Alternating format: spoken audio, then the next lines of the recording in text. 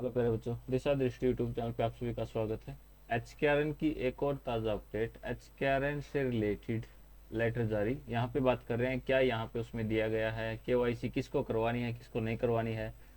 KYC update करनी है एचकेआरएन के कैंडिडेट को, यानी जिनका सिलेक्शन हो चुका है, जिनकी ज्वाइनिंग हो चुकी है, उनको अपनी केवाईसी अपडेट करनी है। पूरी जानकारी, पूरी अपडेट कैसे करनी है स्टेप बाय स्टेप आपको बताते हैं क्या क्या यहाँ पे आपको डिटेल्स डालनी है।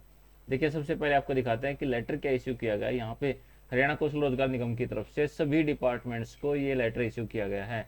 यानी यहाँ पे जितने भी all the administrative secretaries of the government of Haryana, all head of department, सभी यहाँ पे, ऐसा नहीं है किसी एक दो डिपार्टमेंट के लिए हो, ये सभी उन कैंडिडेट के लिए है जो एचकेआरएन में जॉब कर रहे हैं। उन सभी के लिए लेटर जारी किया गया, जिसमें यहाँ पे दिया गया है कि केवाईसी आपको करानी है, और केवाईसी के साथ साथ, केवाईसी तो करानी है यहाँ पे, इसके साथ साथ आपको ई नॉमिनेशन भी फाइल कराना है of all contractual man power of एचकेआरएन portal. जितने भी एचकेआरएन के पोर्टल पे जॉब कर रहे हैं उन सभी को अपनी केवाईसी और केवाईसी के साथ साथ ई नॉमिनेशन दोनों काम यहाँ पे कर लेने हैं। अब यहाँ पे करने का प्रोसेस क्या होगा, और यहाँ पे अगर आप करते हैं तो उसके लिए कौन सी वेबसाइट यहाँ पे है। देखिए, वेबसाइट भी यहाँ पे क्लियर दी गई है कि इस वेबसाइट से आप ये सारा काम कर सकते हैं।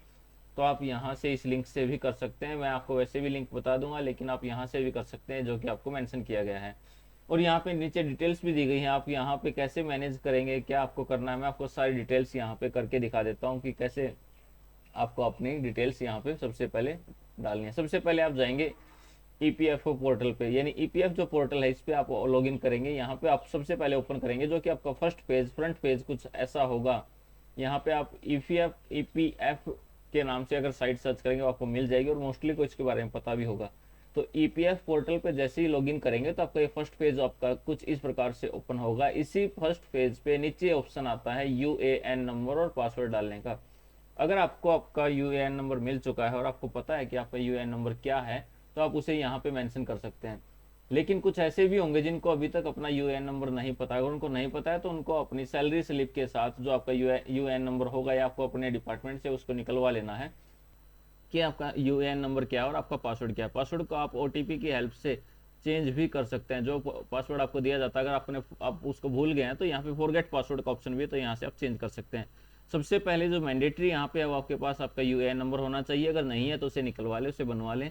उसके बाद आपके पास आपका पासवर्ड होगा। पासवर्ड के बाद आप यहाँ पे अपना कैप्चा यहाँ पे डालेंगे और इसके बाद साइन इन करेंगे। अगर आपके पास पासवर्ड नहीं है तो आप फॉरगेट कर सकते हैं, आपके मोबाइल नंबर पे ओटीपी आएगा और आप उसे फॉरगेट कर सकते हैं। अब आपके पास जब ओटीपी आ जाता है तो उसके बाद आपका यहाँ पे ओटीपी आने के बाद आप उस ओटीपी को यहाँ पे मेंशन कर देंगे। जैसे ही आपके पास 4 से 6 डिजिट का जो भी आपके पास ओटीपी आएगा, इसके लिए आपके पास मिनिमम 5 मिनट्स होते हैं। तो 5 मिनट के अंदर आपको ये डालना होता है, और आप इसके बाद आप कैप्चा करेंगे, और कैप्चा करने के बाद यहाँ पे सबमिट कर देंगे। जैसे ही आप यहाँ से सबमिट करेंगे तो आपके सामने कुछ ऐसा पेज ओपन होगा। अब यहाँ पे आपका लॉगिन हो चुका है, आपका जो ईपीएफ पोर्टल है उस पर लॉगिन हो चुका है, और यहाँ पे आपके पास बहुत सारी सर्विसेज होंगी। देखिए, home, view, manage, account, online services. तो यहाँ पे सबसे पहले आपको जाना है मैनेज पे। जैसे ही आप क्लिक करेंगे तो यहाँ पे फ्रंट पेज ओपन होने के बाद आप सबसे पहले मैनेज के ऑप्शन पे जाएंगे। मैनेज के ऑप्शन पे जाने के बाद आपको चेक करना है, यहाँ पे जाना है केवाईसी पे, और आप यहाँ पे देखेंगे कि क्या आपकी केवाईसी हो चुकी है। अगर आपकी केवाईसी यहाँ पे अपडेटेड शो करता है, अगर आपकी केवाईसी यहाँ पे अपडेटेड, वैसे अपने आप नहीं करेगा, आपको यहाँ पे अपडेट करनी पड़ेगी। अपडेटेड शो करता है तो इसमें कुछ भी करने की जरूरत नहीं है। लेकिन अगर अपडेटेड शो नहीं करता है तो इसे आपको सबसे पहले केवाईसी को अपडेट कर देना है। केवाईसी में आपकी बैंक डिटेल्स वगैरह थोड़ी सी डिटेल्स हैं, इसमें कोई ज़्यादा डिटेल्स नहीं है। इसके बाद सेकंड नंबर आता है ई नॉमिनी। यहाँ पे आपको अपना नॉमिनी फिल करना है, नॉमिनी की डिटेल्स फिल करनी है, जिसमें आपको ये रहता है कि अगर आपके बाद किसी को ये अमाउंट मिलती है तो उसे कितनी मिलनी चाहिए। यहाँ पे आप अपने नॉमिनी एक या एक से ज़्यादा, 2 या 3 भी ऐड कर सकते हैं, और यहाँ पे आप उसमें अपना शेयर भी डिवाइड कर सकते हैं। आप चाहे तो एक नॉमिनी ऐड करें, उसे 100% दे सकते हैं, चाहे तो 90%, 80%, 50%, या फिर तीनों को इक्वल इक्वल शेयर भी यहाँ पे दे सकते हैं। तो ये आपके ऊपर डिपेंड करता है, पूरी तरह से आपके ऊपर डिपेंड करता है कि आप यहाँ पे नॉमिनी किसको ऐड करेंगे, और नॉमिनी ऐड होने के बाद आप किस नॉमिनी को कितना शेयर यहाँ पे देना चाहते हैं, तो वो आपके ऊपर डिपेंड करता है। अब बात करते हैं नॉमिनी कैसे ऐड करना। उससे पहले, अगर आपकी यहाँ पे अभी तक सैलरी नहीं आई है, कुछ ऐसे कैंडिडेट बार बार मैसेज कर रहे हैं जिनकी अभी तक एचकेआरएन में सैलरी नहीं आई है, तो एक बार कमेंट करके बताएं कि आपकी सैलरी अभी तक आई है या नहीं आई है। तो यहाँ पे आप ये जो पोर्टल है ये ईपीएफओ यानी पीएफ के लिए है, यहाँ पे अगर बात करें ना कितना कटता होगा या कैसे होगा, जिसकी सैलरी 15,000 या उससे ज्यादा है ना एचकेआरएन में, ऐसे कैंडिडेट जिनकी सैलरी 15,000 या उससे ज्यादा 15, 16, 18, 20 जितनी भी है, उनके 1800 रुपये सैलरी से कटते हैं, यानी 1800 रुपये उनके पीएफ के रूप में कटते हैं। अब ये 1800 पीएफ के रूप में कटते हैं, तो 1800 पीएफ के रूप में कटने के बाद इतनी ही पेमेंट गवर्नमेंट भी यहाँ पे करती है, यानी 1800 रुपये की पेमेंट गवर्नमेंट करती है, यानी टोटल आपके जो पीएफ के रूप में कलेक्ट होते हैं वो 3600 रुपये यहाँ पे इकट्ठे हो जाते हैं। तो 1800 रुपये आपके हो जाते हैं, 1800 रुपये गवर्नमेंट पे करती है, कुल मिला के 3600 हो जाते हैं, यानी हाफ 50% अमाउंट आपसे ली जाती है और 50% अमाउंट यहाँ पे गवर्नमेंट के द्वारा प्रोवाइड की जाती है। तो ये आपके 3600 रुपये बनते हैं उन कैंडिडेट के लिए जिनकी सैलरी 15,000 से ऊपर है, 15 से 20, 25 चाहे जितनी भी है, उन सभी के लिए 3600 रुपये ईपीएफ की तरफ से ऐड कर दिए जाते हैं पर मंथ यहाँ पे।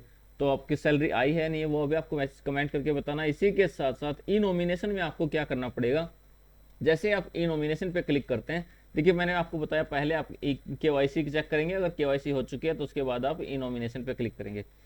ई नॉमिनेशन पे क्लिक करने के बाद आपके सामने जो डिटेल्स आएंगे, आपको सारी डिटेल्स फिल करनी है। तो वो सारी डिटेल्स आप फिल करने के बाद जब कंप्लीट डिटेल्स यहाँ पे फिल हो जाते हैं, तो आपको यहाँ पे शो करेगा सक्सेसफुल हो गए हैं या नहीं हो गए हैं, 1 है, 2 है या 3 है, जितने भी कैंडिडेट आपने यहाँ पे नॉमिनी के रूप में यहाँ पे फाइल किए हैं वो सभी आपको शो कर देगा। आपने अगर 1 किया है तो सिर्फ 1 को शो करेगा, 2 किया है तो 2 को, और 3 किया है तो 3 को। यहाँ पे देखिए नॉमिनेशन सक्सेसफुल, यहाँ पे 3 ऐड किए गए तो उसके लिए 3 को शो करेगा।